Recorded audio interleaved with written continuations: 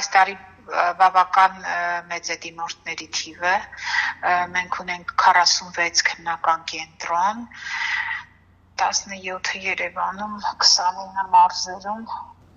արդեն երրորդ տարին մենք նաև ձմռանն ենք կազմակերպում բուհի ընդունելության միասնական քննություններ,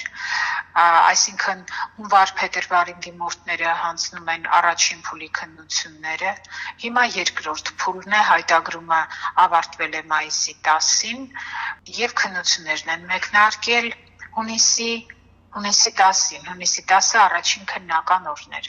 արդեն հանձնվել են քիմիա, ռուսերեն, մնացած օտար լեզուներ, մաթեմատիկա առարկաները, վաղը մեր հաջորդ քննական օրն է լինելու հայոց լեզվի և հայ գրականության քննություն են հանձնելու, հաջորդ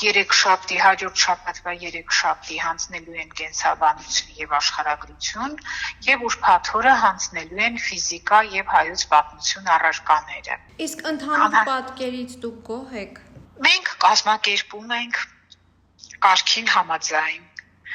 և փորձում ենք կանխել անազնիվ ճանապարհով գնահատական ստանալու փորձեր անողներին, փորձը ավելի շուտ, փորձում ենք կանխել։ Ամեն տարվա նման առգրավում են կապի միջոցներ, հեռախոսներ, թեև իրենց դրսում զգուշացնում են, որ որևէ բան ներս չտանեն, այնուամենայնիվ կան դիմորդներ, ովքեր փորձում են ականջակալների միջոցով